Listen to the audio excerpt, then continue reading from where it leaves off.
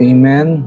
Isa pong mapagpalang gabi sa buhay po ng bawat isa at sa habag at biyaya ng Panginoon ay muli po tayong binigyan ng pagkakataon at kapahintulutan ng Diyos na makapag-live segment.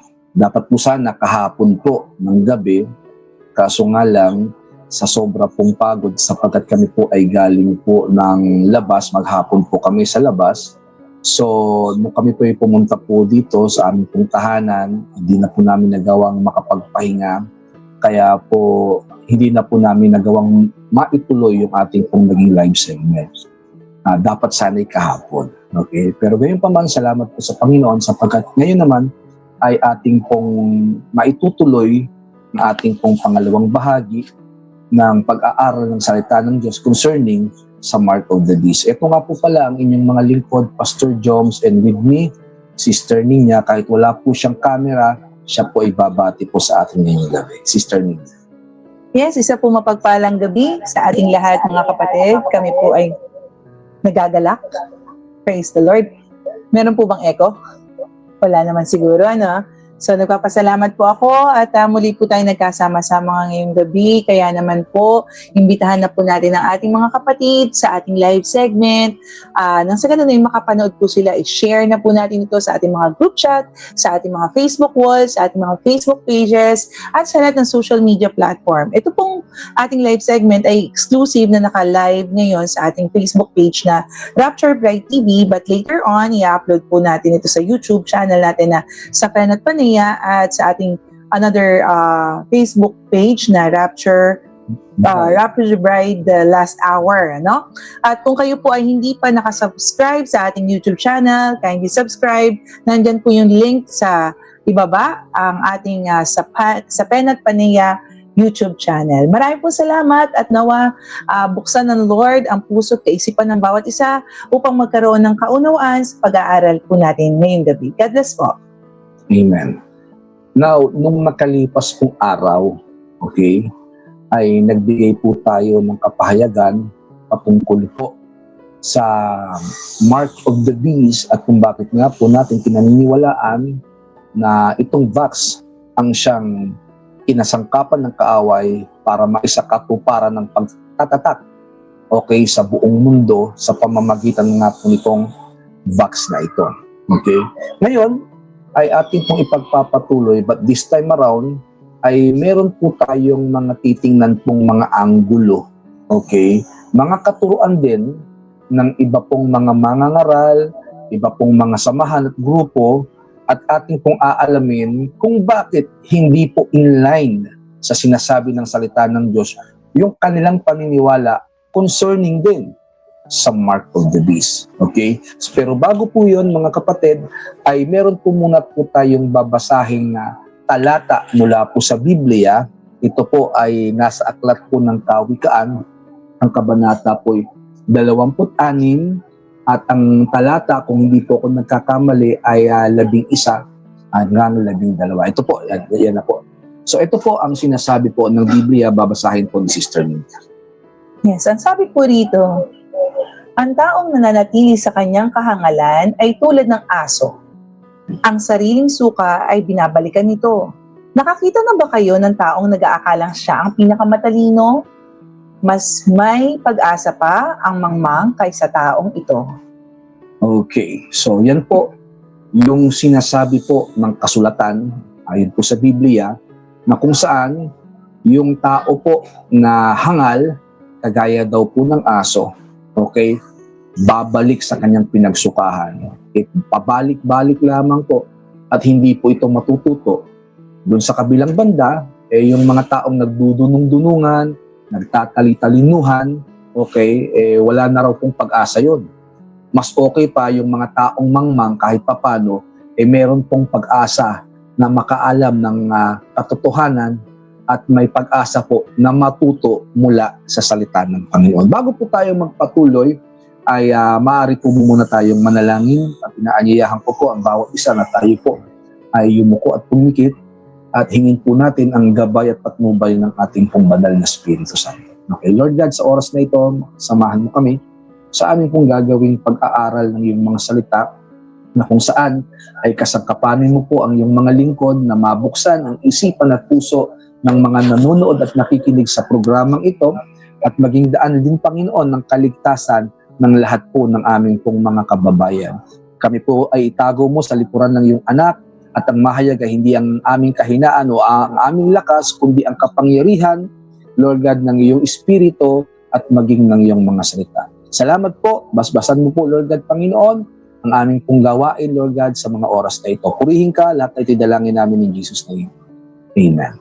Okay, so magsisimula na po tayo sa ating pong gagawin pong pag-aaral ng salita ng Diyos. At gaya nga po ng nabanggit po ni Sister Nina kanina mula po doon sa kawikaan, ay makikita po natin na yung mga tao raw po na mangmang, okay, yung mga taong hangal, ay itinuturing po na kagaya ng aso na pabalik-balik po sa kanila pong mga pinagsukahan.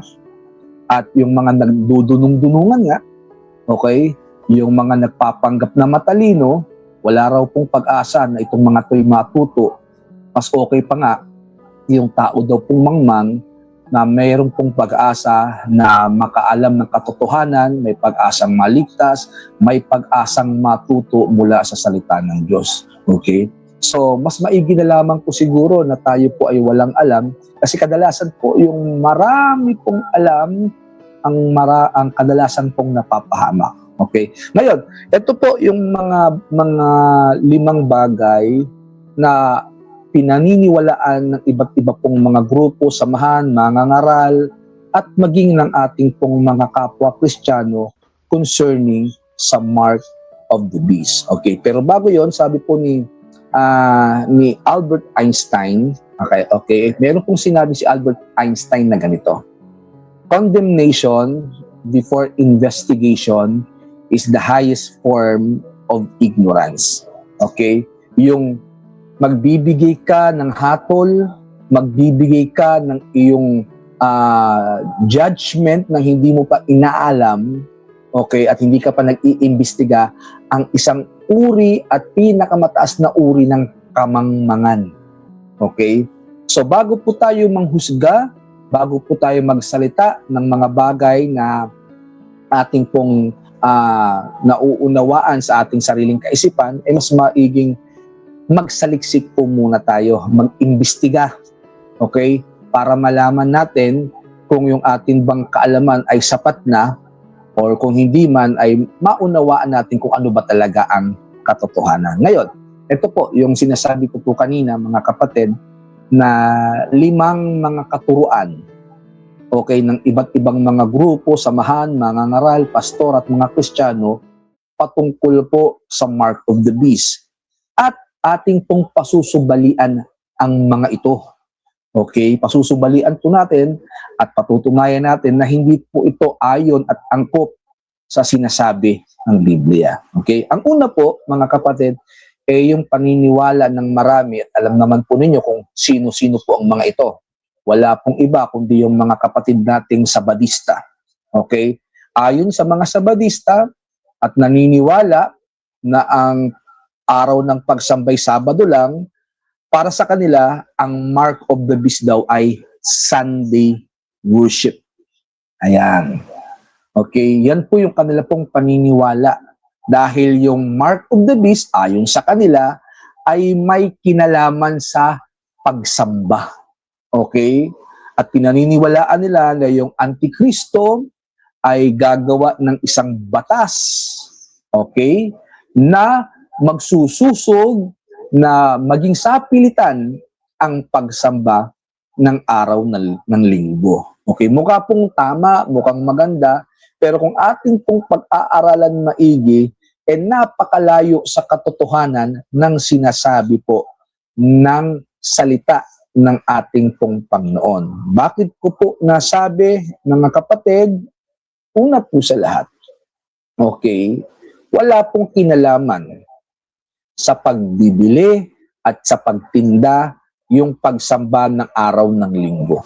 Okay? Hindi ka po tatanungin kung ikaw po'y papasok sa mall or kung hindi man sa isang gusali, hindi ka po tatanungin po doon ng gwardiya kung anong araw kung anong araw ka sumasamba. Kung ito ba'y araw ng Sabado o araw ng Linggo. Kasi pag nalaman nilang araw ng Sabado ang pagsamba mo, hindi ka pwedeng pumasok, hindi ka rin pwedeng mag-operate ng mga ginagawa mong mga businesses, okay, hindi ka pwedeng magtrabaho, hindi ka pwedeng bumili, kasi nga, napag-alaman nila na ka, Saturday worshiper ka. Dapat Sunday worship lang. Yun po ba yun? Diba? So makikita natin, napakalayo. Idagdag pa na kung saan, ano naman ang kinalaman nito? Para ang isang kaluluwa ng isang tao ay mapunta sa impyerno at hindi na kailanman maliligtas ba? Okay? Kung yan po pala ay patungkol lamang sa araw. Biruin mo, araw lang po yung pinag-iba, and yet sumasamba ka pa rin eh. 'Di ba? Kasi araw nga ng pagsamba. Hindi naman ibig sabihin, araw ng Linggo, hindi ka na sumamba. Mas okay pa nga na ikaw ay sumasambay kaysa hindi ka sumasamba. 'Di ba? So, ano naman ang kinalaman noon para hindi na maligtas ang isang kaluluwa, 'di ba? So mayroon po kasing dahilan bakit ang kaluluwa ng isang tao ay hindi na po maaring maligtas. Okay? At maya-maya ipaliliwanag ko po yan, uulitin po natin sapagkat ito man ay nabanggit ko na rin po nung nakalipas na araw. Okay? So dito makikita natin na mali ang sinasabi nitong mga Sabadista. Idagdag pa na ayon sa aklat ng Hebreo chapter 4, babasahin ko po, Hebreo chapter 4 verse 6 and 9, may sinasabi po ang Bible na ganito. At hindi po ito patungkol sa araw ng Sabado o sa araw ng Linggo. Ano pong sabi riyan? Basahin mo, Sister Nina. Ito po ang sabi. Ang mga unang nakarinig ng magandang balita ay hindi nakapasok sa lupain ng kapahingahan dahil hindi sila sumampalataya. Ngunit may mga inanyayahan pa rin pumasok sa lupain iyon ng kapahingahan. Kaya't muling nagtakda ang Diyos ng isa pang araw na tinawag niyang ngayon. Pagkalipas ng mahabang panahon, sinabi sa pamamagitan ni David sa kasulatang nabanggit, ngayon, kapag narinig ninyo ang tinig ng Diyos, huwag ninyong patigasin ang inyong mga puso. Kung ang mga tao noon ay nabigyan ni Josue ng lubos na kapahingahan, hindi na sana ipinangako pa ng Diyos ang tungkol sa isa pang araw ng kapahingahan. Kung paanong nagpahinga ang Diyos sa ikapitong araw, mayroon din kapahingahang nakalaan sa mga taong sumasampalataya sa Diyos. So dito po makikita natin napakalinaw, mga kapatid, na hindi po araw ng Sabado ang tinakda ng Diyos bilang araw ng kapahingahan, kundi yung araw na kung tawagin ay ngayon. Okay? Kailan ba yung ngayon? Okay? Almost araw-araw. Actually, hindi almost araw-araw talaga. Ang tawag doon sa mga araw na yun ay ngayon. Okay? So, hindi po siya nakabatay sa araw lang ng Sabado. Kaya hindi nila pwedeng sabihin na yung araw ng Linggo ang siyang mark of the beast kasi may tinawag ang Diyos ayon sa Biblia na ngayon na pwedeng gamitin ng mga tao bilang paraan at araw ng pagsamba. Okay? So, ito pong Sunday worship na ito, maling-mali po ito, mga kapatid. Hindi po ito ayon sa sinasabi ng Biblia. Sumunod, okay, yung pagtanggap ng maling aral o turo. Ito nga po, yung naikwento ko po nung nakalipas na araw, merong isang mangangaral, ang pangalan ay si Sister Christine Garcia, na ayon sa kanya, okay, dahil yung kanyang sinasabi na tatak ay patungkol nga daw po sa pagtanggap ng maling aral o turo dahil ito daw po ang sinasabi ng aklat ng Deuteronomio chapter 6, 8, and 9. Ayan po, titingnan po muna natin kung ano po ba ang nakalagay doon. Deuteronomio chapter 6 verses 8 and 9. Ito po yung mga verses na binabanggit ng isa pong Christian vlogger na kung tawagin Christine 19 ata. Christine 19 yung page na kanya pong pinangangasiwaan at yan po ay si Christine Garcia. At ito po, yung kanyang paniniwala patungkol po sa sinasabi daw po na marka na ilalagay sa kamay at sa noo. Pakibasa nga, Sister Nina. Ito po ang sabi, mga kapatid. Ito po ang sabi. Ipulupot ninyo ito sa inyong mga kamay bilang tanda. Italin sa inyong noo. Isulat sa mga hamba ng pintuan ng inyong bahay at mga tarangkahan. Okay. So yan po, kasi dahil nakalagay po dyan, itali sa inyong noo at ilagay sa inyong mga kamay. At yun nga po ay patungkol doon po sa 10 utos na ipinagkaloob ng Diyos sa bayang Israel. Ang ibig lamang kung sabihin po ng Diyos, dapat kabisado, alam ng mga taga-Israel, okay, yung kautusang ibinigay ng Diyos.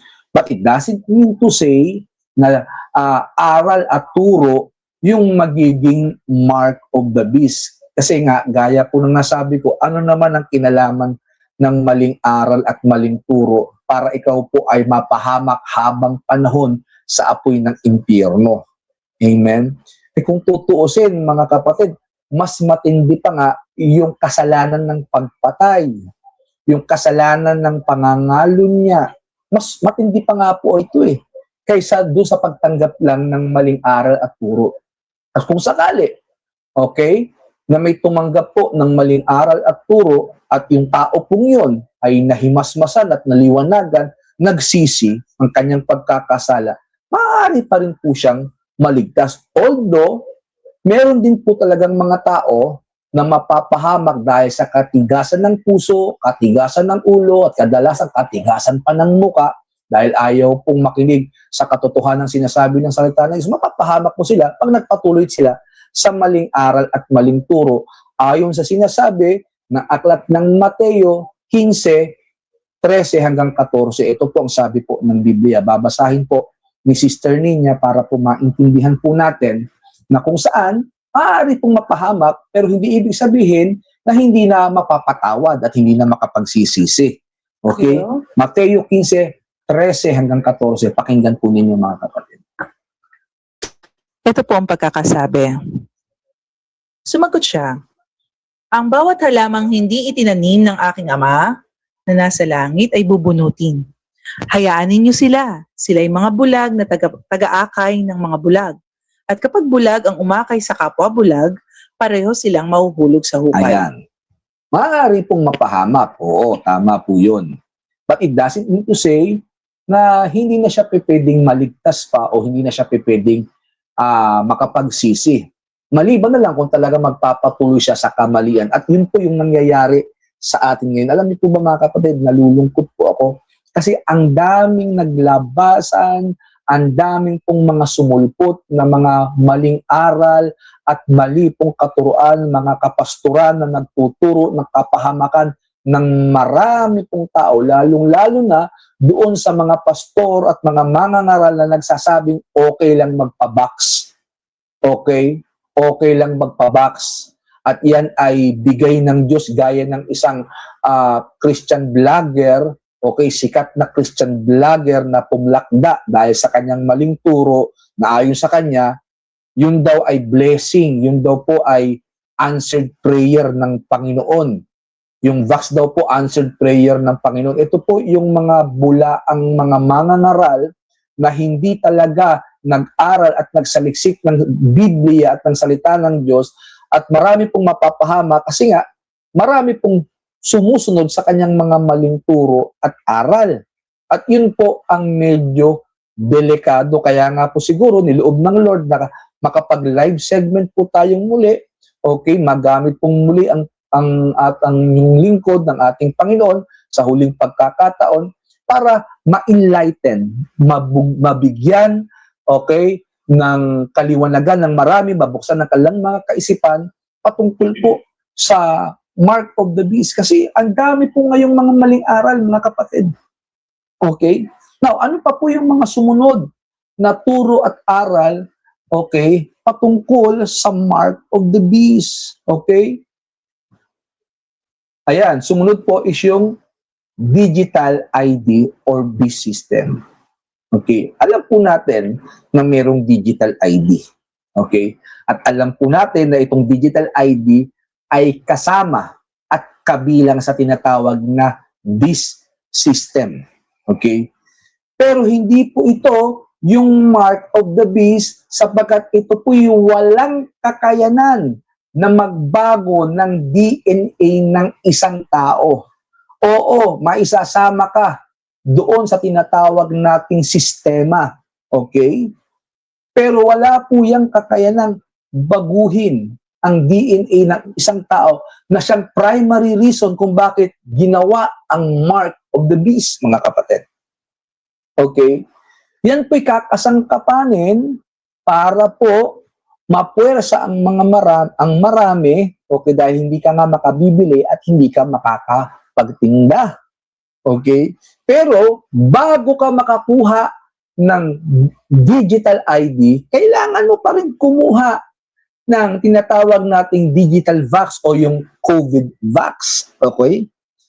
Dahil yun po yung unang proseso. Hindi ka pwedeng tumalon na magkaroon ka kagad ng digital ID. Actually, ito po, matagal na po namin pinapakita itong video na ito, pero ipapakita pa rin po namin para maintindihan ninyo na hindi ka pwedeng kumuha ng digital ID, okay? Para makakuha ng digital currency kung wala kang digital vax. At yung digital vax na sinasabi ay walang iba kundi yung COVID vax na tinanggap ng marami way back 2020 pa. Okay? Panoorin po ninyo, mga kapatid. You need the digital vaccine to activate your digital ID. You need the digital ID in order to get the digital currency. In order to get the digital currency, you need the digital vaccine. A complete circle. Okay. So, maliwanag po. Actually, meron po kaming dating kapatiran, okay, na dumadalo po doon po sa gawain namin sa Taguig, na ngayon po ay naligaw at nalihis ng landas. Naging mapagmataas, naging mapagmapuri, at sinimula po niyang kalabanin yung pinaka-head pastor po namin, yun po yung aking pong ama, dahil siya po ay natuto ng pangangaral sa kalsada. At ngayon, pinapasubalian niya na hindi na raw, okay, mark of the beast, yung vax. At nalaman ko ang dahilan kung bakit pala, ayon sa kanya, hindi na mark of the beast ang, excuse me, hindi na mark of the beast ang vax, at yung digital ID na lang daw. Okay? Nakabilang sa B-system ang mark of the beast para sa kanya kasi siya po pala ay nabakunahan. Yun pala ang dahilan kung bakit ngayon ay galit na galit siya, gigil na gigil siya sa ginagawa naming pangangaral na ang vax ang mark of the beast sapagkat siya pala ay nabakunahan na.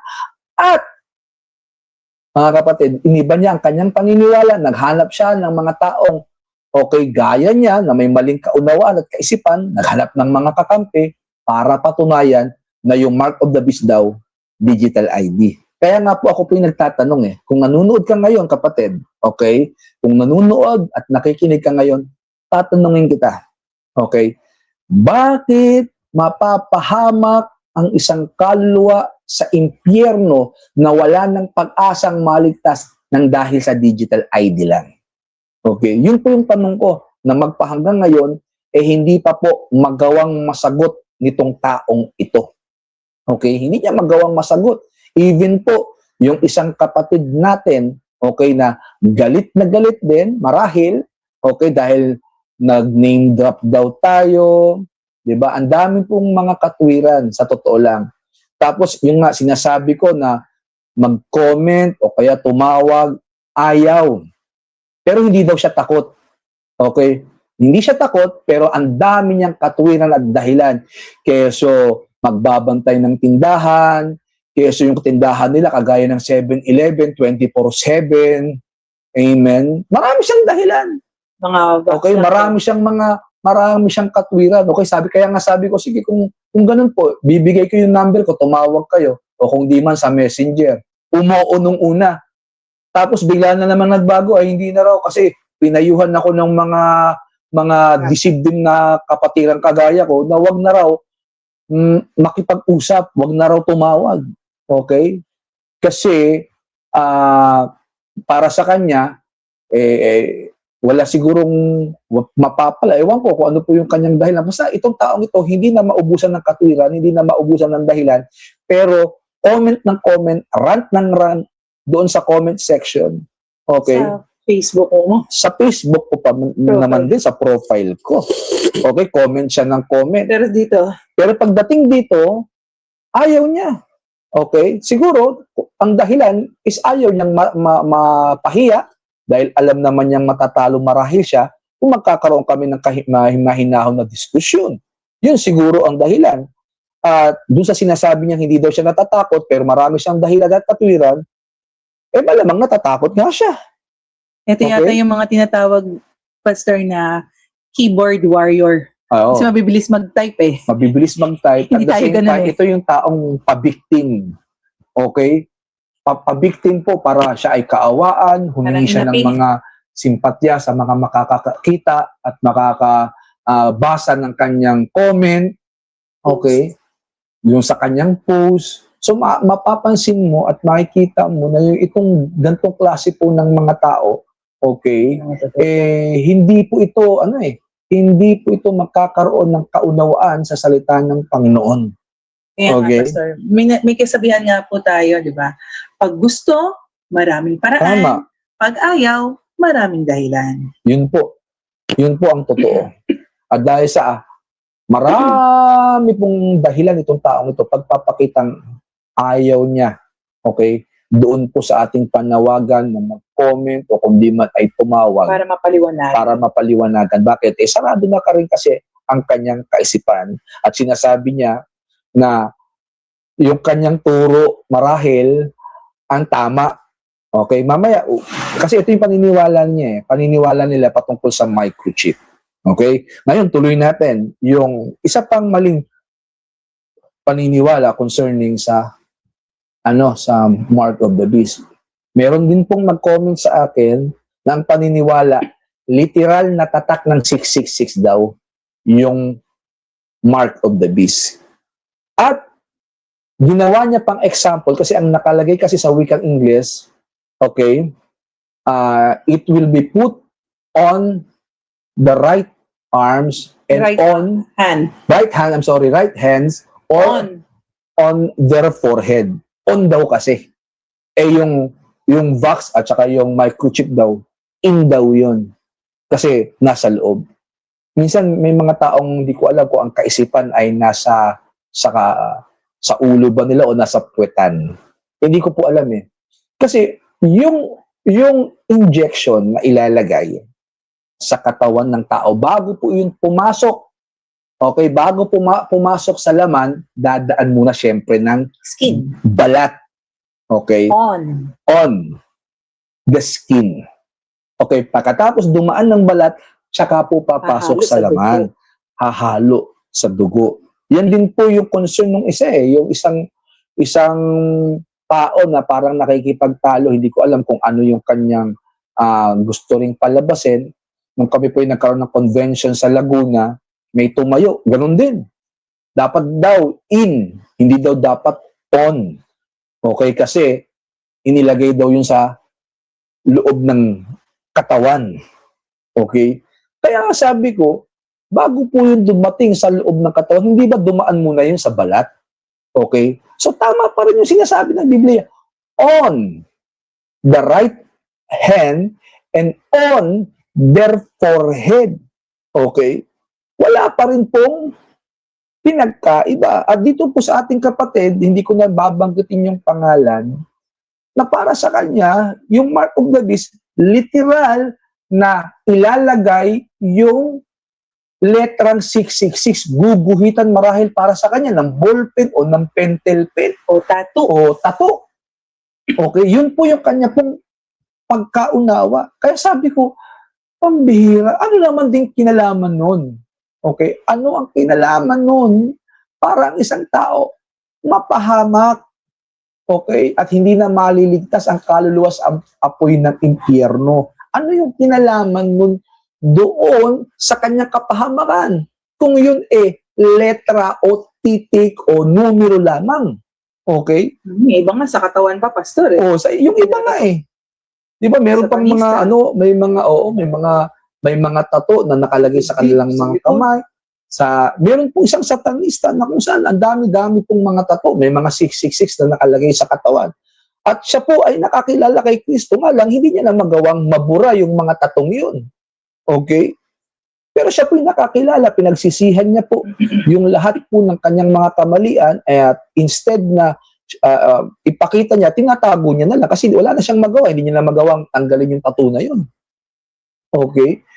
Kung yun po pala ay literal na numero, may kawawa yung satanista na yun, hindi na pala maliligtas yun kasi ang dami niyang tattoo na nakalagay 666. Kahit na humingi ng Okay? tawad. So kahit humingi siya ng tawad, hindi na pala siya mapapataw kasi bordado po ng 666 yung kanyang buong katawan kasi dati siyang satanista. Okay? So makikita natin, napakalaking kamangmangan, napakalaking kalokohan yung paniniwala ng iba po nating mga kapatid. Okay? So, marami pong iba't ibang paniniwala concerning sa mark of the beast, pero hindi nila maipaliwanag. Hinihingan ko nga rin ng kapaliwanagan, bakit po nyo nasabi na yan yung mark of the beast? Yung ding isa, sabi ko, bakit ID, digital ID, yung mark of the beast? Hinihingan natin ng paliwanag. Hinihingan po natin ng explanation. Wala naman silang masabi. Wala rin silang verses na ipapakita na yun nga yun. Okay? So, nakakalungkot. Kasi, pag napakinggan po ng marami yung mga ganun pong uri ng mga aral, okay, kagaya nga po nung isa, okay, yung isa nating kapatid, nag-agree doon sa post o doon sa comment, nag-comment po kasi sabi ko kasi COVID vax is still the mark of the beast. May nag-comment nga na hindi daw, literal daw yun na 666 marahil. Kasi nakalagay nga doon, on, dapat daw sana in. So sabi naman ng isa nag-comment, ay naku, mukhang tama ka.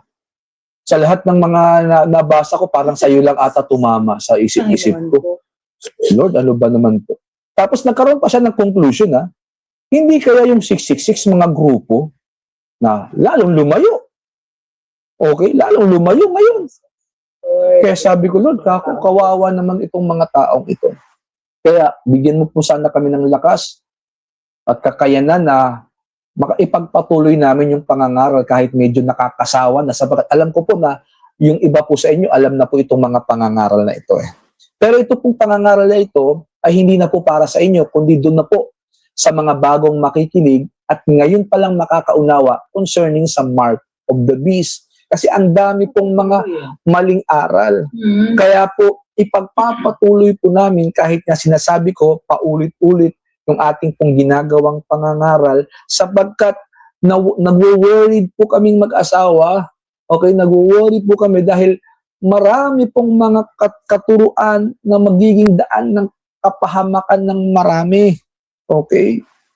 So, it doesn't matter kung ayaw nila ng turo natin, ayaw nilang pakinggan yung sinasabi natin, pero patuloy pa rin po kami na magsasalita, patuloy pa rin po kami na magbibigay ng paalala at babala, lalo na sa mga taong ngayon pa lang makakapakinig ng ating pong katuruan na ang vax ang siyang mark of the beast. Okay, ito po yung huli. Yung huli, ito po yung walang kamatayang paniniwala ng marami. Microchip. Ayan. Yan po yung isa pang maling paniniwala, okay, ng iba nating mga kapatid na ang gagamitin ng kaaway bilang pantatak, microchip. Okay, uulitin ko ulit ang tanong. May kakayanan ba yung microchip na baguhin ang DNA ng tao? Sumunod, ang isa ko pang tanong doon sa naniniwala, pag tinanggal yung microchip sa kanang kamay, okay, kasi chip lang naman yan ilalagay lang yan dito, okay, sa ibabaw nitong ating pong kamay. Okay, kasi liit ng butil ng bigas o baka meron pang mas maliit kasi liit ng butil ng munggo, marahil. Okay, pag tinanggal yan kapatid, may mark of the beast pa ba sila?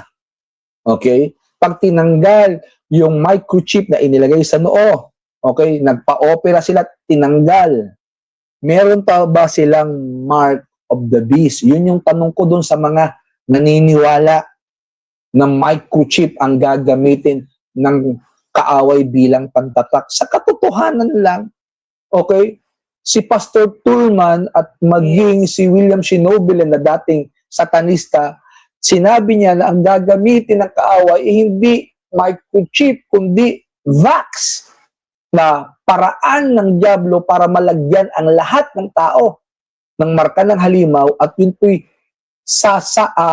tawag dito, hahalo, mga kapatid, sasanib at maghahalo sa dugo ng isang tao to the point na mahihirapan na talagang matanggal. At the same time, babaguhin yung DNA ng isang tao para siya po ay maging halimaw gaya po ng Antichrist. Okay? Kung papansinin niyo po, mga kapatid, sa Genesis chapter 6, ang dahilan bakit pinulyot ng mga fallen angels at inasawa yung lahat ng mga magagandang babae sa panahon ni Noah is because gusto nilang i-contaminate ang lahi ng tao. Bakit? Kasi meron pong ipinangakong Kristo. Ayaw nila na yung Kristo, yung excuse me, magiging tagapagligtas ng tao, ayaw nilang ma-fulfill, ayaw nilang maipanganak.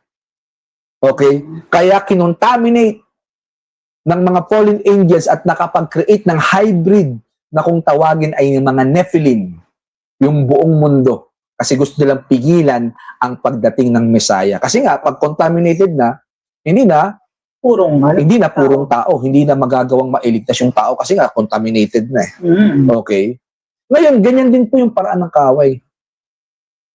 Bakit po siya maglalagay ng mark of the beast? Okay? At itong mark of the beast ay patungo sa tinatawag nating transhumanism. Okay? At yung mga tao ay hindi na po maging purong tao, kundi maging halimaw. Kasi ang kanya namang kadahilanan, mapigilan yung rapture. Anong ibig sabihin? Okay? Para pag dumating si Kristo at contaminate na ang lahat ng tao, wala na po maira-rapture pa. Okay? Kasi ang mga ira-rapture ng Lord, yung mga taong tinubos ng banal na dugo ni Kristo. Sila lang. Okay? So, iko-contaminate niya ulit sa pamamagitan ng vax.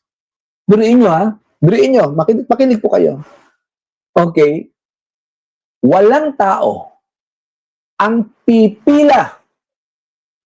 Walang tao ang magkukumahog na pumila kung alam niya na yung palang pipilahan niya ay mark of the beast at magiging daan ng kanyang kapahamakan. Wala. Ang mark of the beast, it is a form of deception. Okay? Form of deception. Hindi sasabihin ng diablo, ng antikristo at ng gobyerno na itong ituturo sa inyo, mark of the beast. Okay? It is a form of deception. Excuse me.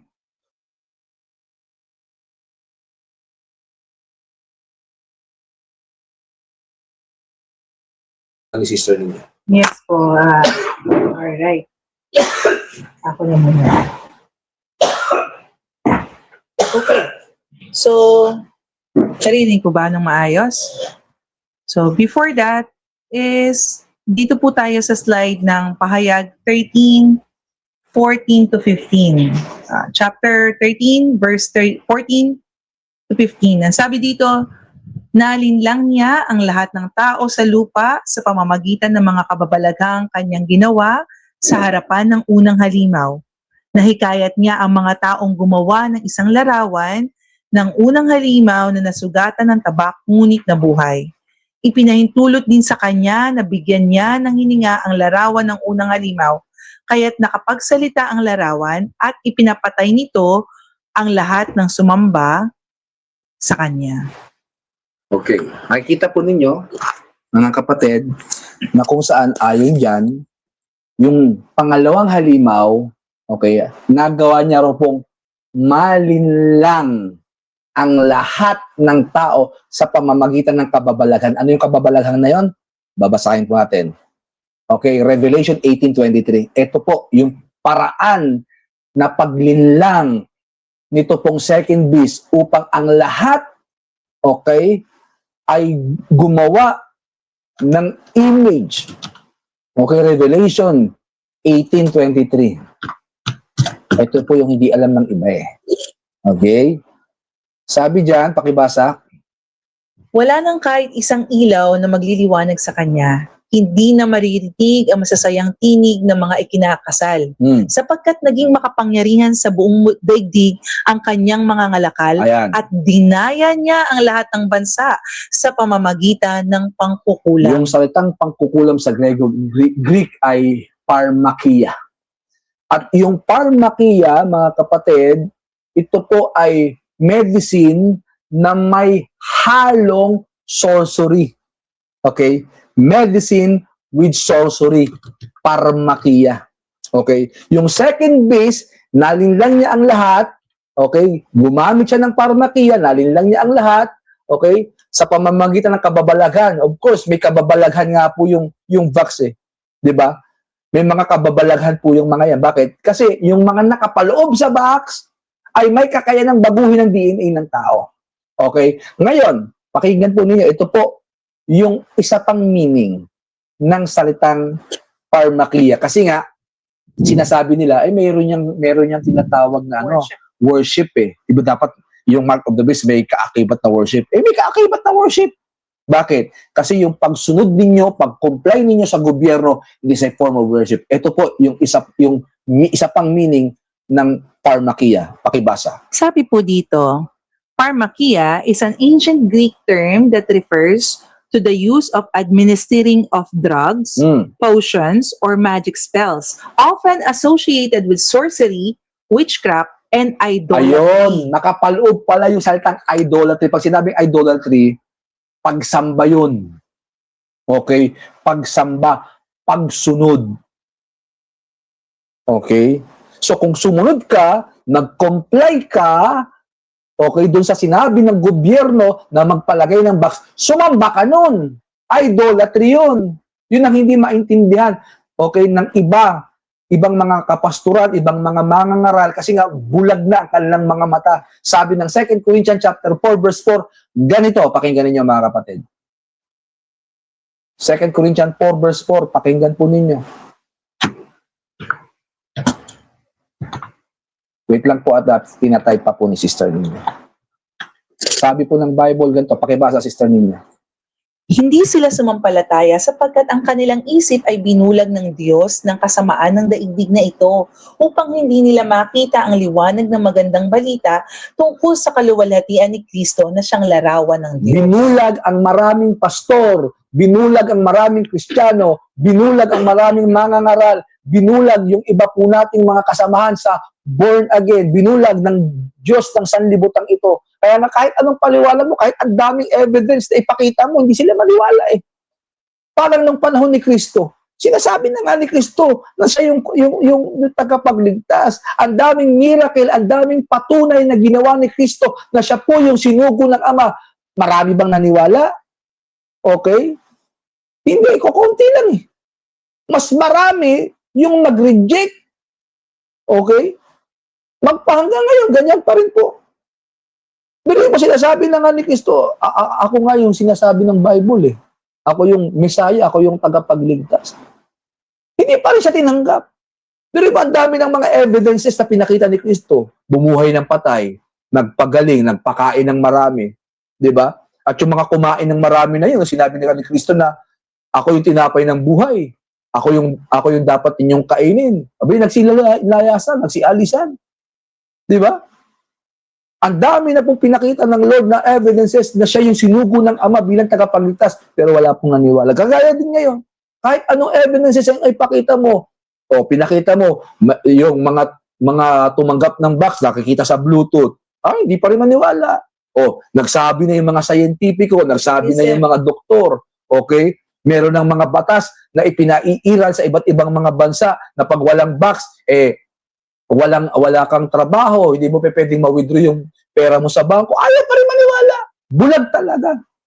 Amen? Fulfill yung Na-fulfill yung sinasabi na salita ng Lord eh. Pero dahil sa sila sa normal. Okay? Kaya, yun po yung Yun po yung nakakalungkot sa mga taong ito. Tapos ang iisipin pa nila, ito pa po ang masakit. Di bulag sila, no? Pero tingin nila sa sarili nila, sila pa yung nakakakita at tayo pa raw yung bulag. Di ba? Binaliktad, kagaya rin ng Diablo. Balistad. Binaliktad. Sinabi ng Diablo kay Eva na hindi yung totoo yung sinasabi ng Diyos na pag kumain ka, mamamatay ka. Hindi yan totoo. Yung Diyos pa yung sinabihan hindi totoo, no? Sabi niya, ang katotohanan niyan, kung bakit ayaw ipakain sa iyo ng Diyos, kasi magiging matalino ka, mabubuksan ng iyong mga mata, higit sa lahat, magiging Diyos ka.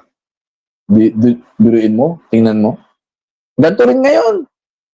Ay, huwag kayo maniniwala kay Pastor Jones, yung batch of... Hindi yan totoo. Pastor yung mga yun. Hindi yan totoo. Ang totoo, digital ID. Ang totoo, microchip. O, hanapan mo ng paliwanag. Hindi rin nila masagot. Kaya sabi ko, pambihira itong mga ito. Anong klaseng mangangaral ito? Na hindi pala nila kayang sagutin, hindi nila kayang i-defend yung kanilang maling paniniwala. Okay. Pati nga yung mga verses, sabi ka, saan verses mo mapapatunayan na yan nga yung mark of the beast? Hindi rin nila kayang ibigay. Okay. Ang kaya lang nilang gawin, mag-akusa. Okay. Back to the Bible tayo. Dapat scripture tayo. Talaga? Kala mo talaga, siya talaga scriptural. Pambihira. Ni wala ka nga maipakita eh. Okay? Dada ka lang ng dada. Salita ka lang ng salita, pero wala ka namang napapatunayan. Yan po yung problema sa marami. Okay? Ang gagaling magsalita, ang gagaling magturo, ang gagaling pong mga mag-aakusa, pero wala naman pong napatunayan pa. Okay? Kaya mag-ingat po kayo, lalo na sa panahon ngayon. Yes. Okay? Mag-ingat kayo sapagkat maraming mga bulaang propeta at bulaang guro sa ating panahon ngayon. Okay? Pinag-iingat ko po kayo, mga kapatid. Okay? Kung luluubin ng Lord, bukas magtuturo po ako. Magbibigay po kami ng mga end times update. Okay? Kasi marami na rin po tayong mga updates. So, loobin ng Lord na bukas ay makapag-share pa rin po kami ng kapahayagan ng salita ng Diyos at mabigyan po kayo ng mga end times update. Amen. Pero ngayon, tutok po muna tayo dito sa mga sinasabi nitong mga maling mga mangangaral na ito. At ang nakalulungkot, ang dami-dami po nilang mga followers, ang dami-daming mga viewers na nanonood sa kanila at yung mga viewers na yun hindi rin nagsasaliksik ng Word of God, naniniwala sa mga sinasabi nitong mga bulaang mga mangangaral na ito. Okay? Yes. At para sa kanila, kasi ang naging batayan ng marami, paramihan ng mga followers, Facebook followers, TikTok followers, o subscribers sa YouTube. So pag marami kang followers, Tama ka. okay, parang ang dating tama ka. Nasa tama ka. Oo. Hindi po ganun eh. Marami po ang bumoto at nagsabing ipako si Kristo sa krus. Tama ba yun? Oo, alam natin, nakasulat na po. At nakasaad na siya po yung mamamatay. Pero yung naging paraan ng kamatayan ng Panginoong Hesus ay dahil sa pagboto ng napakarami sa kanila pong mga naging maling desisyon. Amen. Hindi po ibig sabihin na dahil sa marami, tama ka agad. Okay? Napakarami po nating mga kapatid na Katolik eh. Bilyon sa buong mundo. Tama ba sila? Wala. Nasa mali nga silang pagsamba kasi nasamba sa rebulto. Marami tayong mga kapatid na Muslim. Tama ba sila? Hindi rin. So, hindi ibig sabihin na marami kayo, tama kayo. Okay?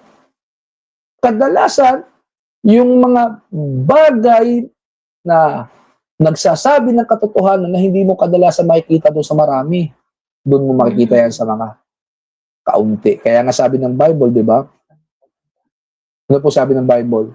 Pumasok kayo sa makipot na daan. Amen. Bakit? Dahil maluwag ang daan patungo sa kapahamakan at marami ang pumupunta doon. Okay? Maraming. Salitang marami. O yung salitang marami, Nandun. abay, marami nga po yun. Amen. At yun po yung medyo nakakalungkot ngayon, mga kapatid. Kaya sana, sama-sama tayong manalangin, samahan niyo po ako sa pangangaral ng salita ng Lord at pagbibigay babala nitong box ang Mark of the Beast. Kasi marami pa po tayong mga kababayan ang hindi pa po nakakapakinig ng ganung pangangaral at marami pa rin po ang naliligaw sa maling turo ng ibang mga mangangaral. Sabi po ng Jude 23, we need to snatch them out of the fire. Okay? Kunin natin sila sa apoy. Amen. At kung yung mga mangangaral ayaw pong makinig, pabayaan natin sila. Pero yung mga miyembro nila, agawin natin sa apoy. Okay? Kasi kawawa po yung mga yon. Susunod lang. Hello? Okay, susunod lang po sa kanila pong bulag na mangangaral, mga kapatid. Amen.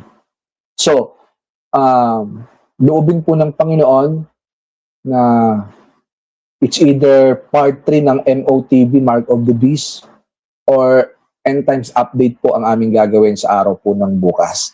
Pero sabi ko nga sa inyo, hindi po tayo titigil sa pangangaral na ang box, ang Mark of the Beast, patuloy po nating gigisingin.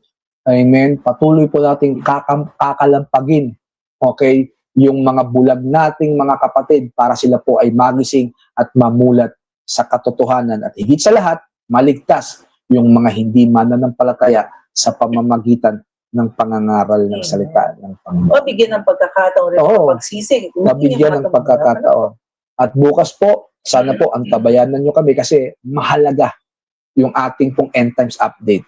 Okay? Marami po kaming mga gusto pong ipaabot sa bawat isa dahil nga po naririto na po tayo sa Great Tribulation. Okay? Wag na po kayong umasa na yung rapture ay magaganap. Okay? Kasi nasa Great Tribulation na po tayo. Yung pre-trib teaching, mali yun. Okay? Walang katotohanan yung pre-trib teaching. Bakit? Nasa tribulation na tayo. Amen? Nasa tribulation na po tayo sa unang bahagi ng Great Tribulation.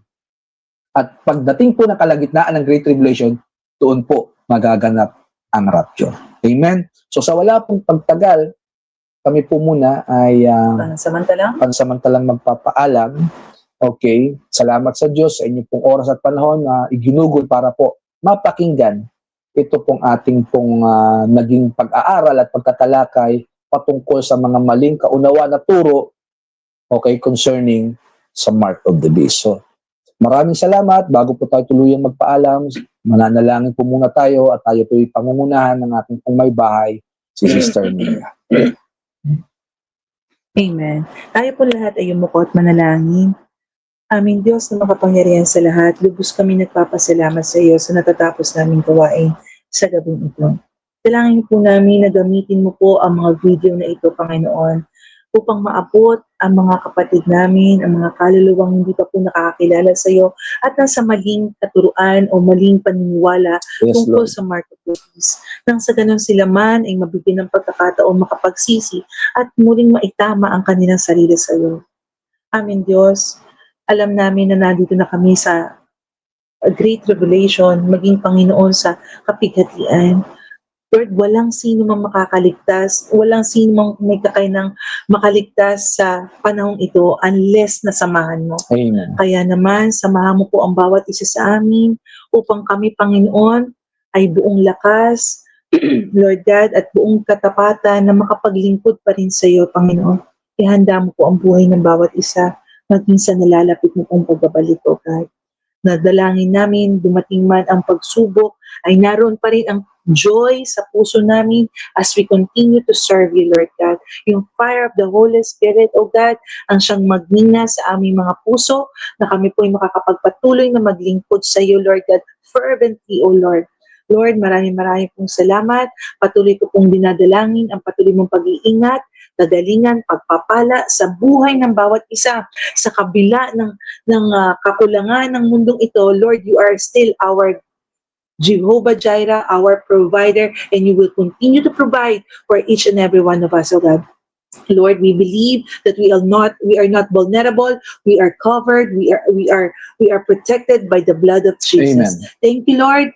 Kinukumit namin sa iyo ang gabing ito. Bigyan mo ng kapahingahan ang bawat isa na magkaroon ng kalakasan para sa araw ng bukas na muling makapaglingkod sa iyo. Thank you, Lord God. We praise you, we glorify you. In Jesus' name we pray. Amen. Amen. Maraming salamat po mga kapatid. At hanggang sa muli, ito po ang inyong mga lingkod, Pastor James at Sister Nina. At doon po sa mga kapatid natin, kung gusto pong i-bless ang gawain, ang ministry ito, pwede po kayong magkaloob, nandiyan po sa screen, yung aming pong bank account at saka yung GCash. Maraming salamat, pagpalain tayo ng Panginoon. God bless us all. Paalam po. Amen. God bless po.